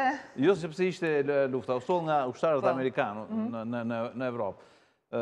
Pastaj ishte gripi aziatik, gripi Hong Kongut, HIV në vitin 81, SARS-i, MERS-i dhe tani jemi te COVID-19. Analiza që më pëlqeu ka bërë Deutsche Bank. Ka bërë një analizë të 27 pandemive në botërore, e cila thotë që në bazë të vdekshmërisë janë nga peste nera në 1327 në 1351, 22% të vdekshmërisë, pastaj ka marrë me radhë peste Justiniana me 28%, peste Antoniana 165-108 para Krishtit, se i ka vënë me përqindje të vdekshmërisë 3.73, 3.1, 2.73, dhe mbrim tek simulacioni COVID, senca COVID-19 023 duhet ishte. Realisht, 17.6 milion njerëz duhet kishin vdekur, por mos ishte bërë lockdowni. Nga të gjithë e vëndet e botës. Unë nuk do të them tani që ne këthejmë garantit të bëjmë lockdownin. Kjo është tek OBSH-ja, ku da gjithë gjithë. Por që ka rëndësinë e madhe, distancimi fizik është kryesorja. Mbajtja e maskës në ambientet mbylluar ku nuk ruhet distanca. Higjena. Se sot po në akuzojnë komitetin ngelit e maska. Këto janë që duhen di njerëz e thjeshtë. Çfarë bën strategjia, plani, si do të veprohet, e din specialistët përkatës. E dim që, dhe është bërë dhe me VKM, me SADI, është dhënë dhe rekomandim dhe tani po detyrim, e detyrueshme maska, të punohet nga shtëpia në të gjithë bizneset që kanë mundësi. të bëhet me orar të reduktuar që po e bëjmë, të bëhet një ditë po një ditë jo si që po e bëjmë, puna e shkollës si që diskutuam kaloj online, janë të gjitha masa që janë përsi... Si në bërë të detyrueshme, si që ndodhi në atë kohë? Do më të në atë kohë nuk ishte kjo ritëm. Mund të përgjigjë... Shumë shkurë që jam në fund, po bërë shumë interesant të biseda dhe nuk po shkëputën ndodhë. Juve bën një pyetje shumë korrekte, kush e ka përgjegjësinë etj etj. Sigurisht jam plotësisht dakord me doktor Brade, po ju japi shembull. Në një moment kur një gjë, kur ti ndeshesh me një të panjohur, sigurisht edhe më ekspertët dhe më të specializuarit kanë një moment kaosi, konfuzioni. Shikoni çfarë ndodh me qeverinë e Shtetet Bashkuara të Amerikës, që është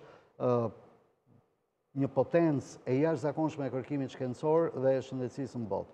Çfarë thuhet tani nuk thuhet pastaj. Njëherë hidroksiklorokina, pastaj profesor Fauci thot do bëhet vaksina, lë imunitet, tani po shikojnë që po ripërsëritet dhe titrat e antitrupave ulen në 1 muaj deri në 2 muaj mbas infeksion. Pra, një konfuzion dhe aty. Tani sigurisht që edhe këtu tek neve, po, është e vërtet që është dhe problemi jonë, është dhe faji jonë.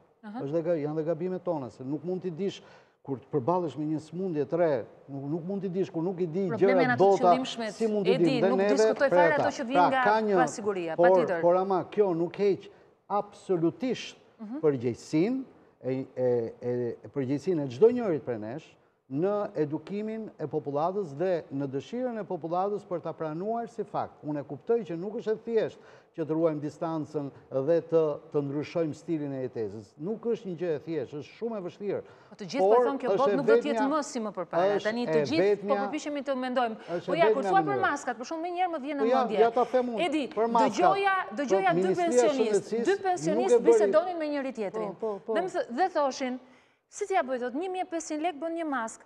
Unë sa herë mund t'a blej këtë maskën? E kemi sqaruar disa herë, Sonia. Po e bëj pyetje që dëgjova para një javë.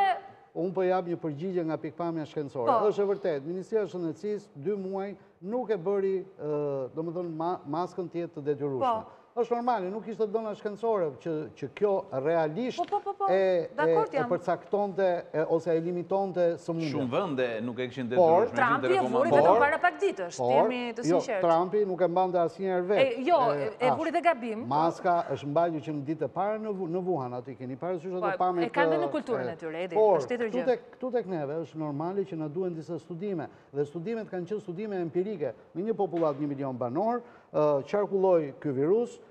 Kur nuk mbajt maska, ishin 1000 të vdekje. Në një popullat tjetër me 1 milion banor që kanë mbajtur maskën, kishte 50 vdekje. Mbaroj është një rezultat empirik. Mirë, dakord, nuk e bëj njërin dyshim. Në këtë moment vepron institucioni. Është tjetër gjë. Po jo shpjegoj me pak. Ta mbaroj konceptin e kësaj. Nga klasifikimi, po ta shohim në vend të fundit të Covid-19, me vdekshmëri totale 0.002%. 0.002%. Mund ta...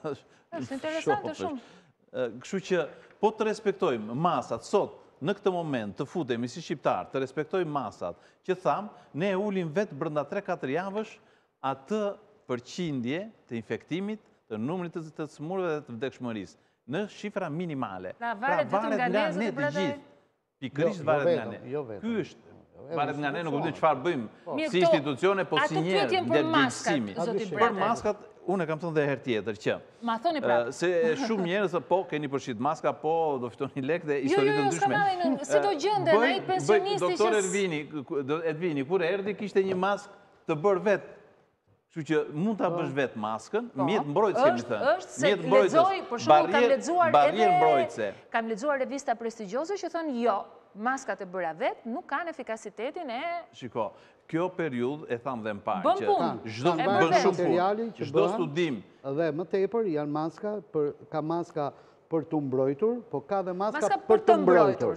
Tani duke presupozuar që neve punojmë në ambiente spitalore dhe jemi më probabël për të kontaminuar, unë preferoj të mbaj maska që të mbroj të tjerët kundrejt vetësime. Patjetër. Më kupton që unë të mos kontaminoj të tjerë. Mund të bëjmë kështu që në shpenzimin e heqim. Por në këtë moment duhet që të ndërgjegjësohemi që të bëjmë këtë që kemi mundësi. Ju vetë thatë në fillim, veç fotografive afër, të gjithë vipat apo njerëzit e zakonshëm, fushat, dora, vazhdon të jepet dora, vazhdon të puthe njerëz, po të puthesh 4 herë, ja ke dhënë 14 herë virusin. Dhe ka mundësi, të zoti Brata, këta përqafohesh. njerëz të politikës, këta lider tanët, ti këshilloni, se e shoh të detyrueshme nuk ja bëni dot, po nxjerrin fotot përditshme me një lloj, unë e quaj arrogancë, se kur ja kërkon qytetarëve të thjeshtë, thua është përgjegjësia e gjithë secilit. Është e vërtet. Ne këshillën e kemi për të gjithë njerëzit. Këshilla nuk mjaftoka, pra, Dhe nuk mjaftoka. veçanti, unë e kam thënë në veçanti, një personazh që është idhull i shumë gjërave, atë që bën të tjerë dhe bëjnë si puna e automatikisht, kështu që Zoti Brata, se si pyeta në fund me shëndet, jeni mirë? Faleminderit shumë mirë. Do më thënë, ndjeni fuqishëm, nuk patët pas Covidit komplikacione Nuk patën komplikacione. për fat Ka pata në momentin e sëmundjes, se pata dhe unë një pneumoni intersticiale bilaterale, gjë të cilën nuk e pas që në fillim vetë, nuk ma treguan kolegët e mi. Kur bëra mbas 25 ditësh, skanerin e dytë, pash si isha dhe si isha mbas sëmundjes, që më thënë, më hidroj, po më gëzoj më shumë fakti i rekuperimit të mushkërive dhe i formës. Për fatin e mirë, se nuk hymë në detajet e virusit, që të thonim sot që rrugët e transmetimit të mikrobeve të viruset dihet janë ose nëpërmjet ajrit, ose nëpërmjet aparatit tretës, që është ujë kontaminuar se fekalet, është në ajër, qëndron shumë në ajër, është do hapim një temë e parë. Objektivi kryesor është mukoza e hipofaringut, e mushkrive dhe enëve të gjakut. Ai tha doktor Ervini fillim, që po diskutonim dhe në bisedë të lirë, që edhe vetë imuniteti luan rol në këtë sëmundje që është shumë kontradiktor me historikun e mjekësisë, si mund të thuash. Pra më habite din. Sa më të mirë ta kesh imunitetin, aq më mirë për ballon sëmundje. Ky na doli tani si tempesta citokinave që ndodh në momentin e SARS-it, kthehet vetëm kundër organizmit, interleukinat inflamatore. Pra vjen edhe njerëzit me, domethënë, një imunitet i lartë. Ajo që është shumë interesante nga pikpamja shkencore është që në bazë të dhënave grupet e pacientëve me imunitet të deprimuar, sikur se janë pacientët me AIDS, pacientët nën kemioterapi, fëmijët e vegjël, pacientët me hepatite, toksikodependentët e të tjerë, dhe zonat nën radioaktivitet kanë kontaminohen njësoj si frekuencë, si incidencë e infeksionit, por vdekjet janë më pak. Kjo është çuditërisht diametralisht e kundërt me ato që janë parimet pasteriane, sepse mjekësia e infeksioneve u zhvillua mbas Pasteurit dhe postulati i trajtimit e infeksioneve është luftoj infeksionin, rrit imunitetin. Patjetër. Ndërkohë që po evidentohet një shkarje e kësaj dhe në të vërtetë çfarë ndodh? Ky virus ka gjetur të gjitha mënyrat për të futur në organizmin e njeriut, jo si babai i tij, i vitit 2003, që ishte vetëm nëpërmjet spërkave, dhe ne kemi thënë në kryet herës që ky është një virus që rri 3 orë në ajër, që mund të kalojë nëpërmjet feçeve, nëpërmjet lëngjeve seksuale, nëpërmjet gjakut, ka të dhëna që ekziston në gjak, por nuk ka të dhëna kontaminimi nëpërmjet gjakut, e të tjera me radhë, nga sipërfaqet jo biologjike. Por, është shumë interesant që këto grupe pacientësh të cilët janë me imunitet të deprimuar, këto vdesin më pak. Dhe kjo tani i përket si thuash, një detaj shkencor i cili ka nevojë për studime të mëtejshme.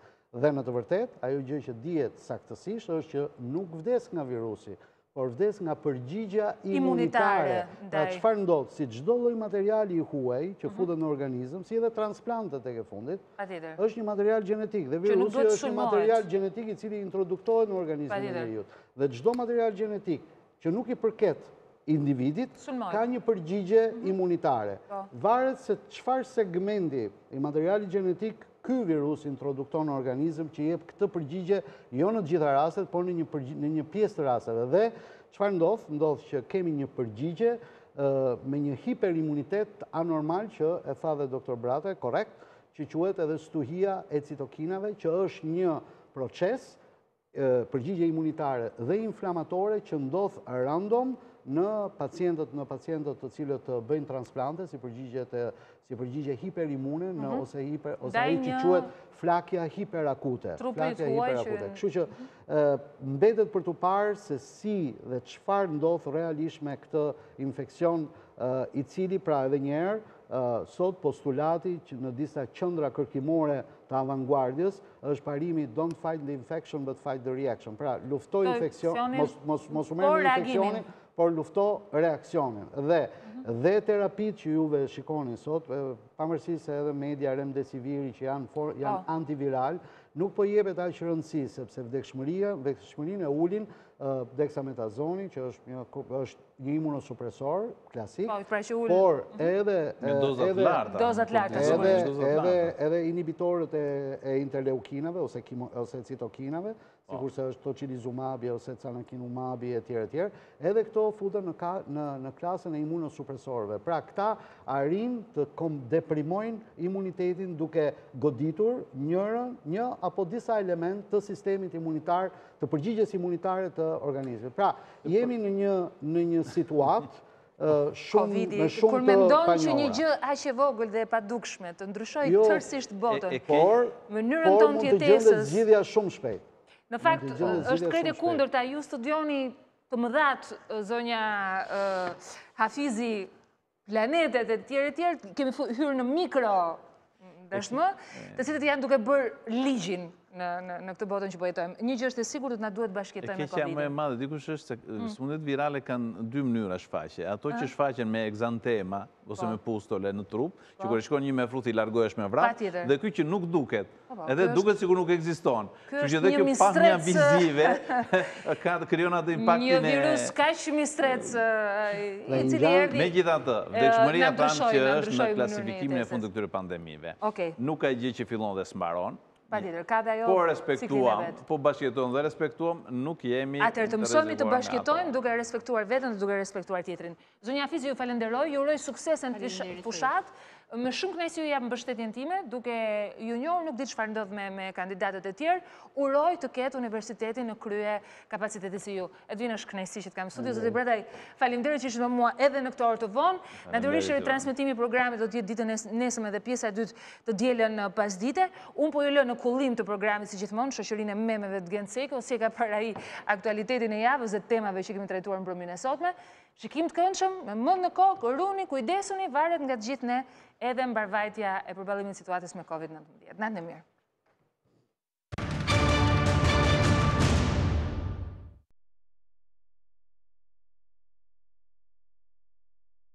Të dali edhe zani, se gjunaf. Me Ramën e kemi bërë një vesh shurdh dhe një sy.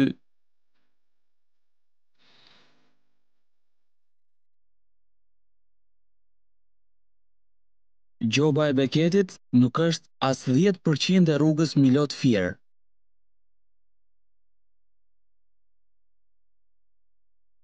Unë jam Mogjerta Manastirliu e nuk ja kam idenë se çfarë po bëj.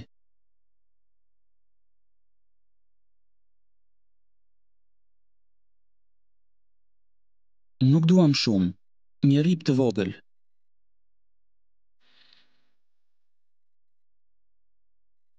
Vete ke bërë këtë dhallën ti tërmet. Vete kam bërë.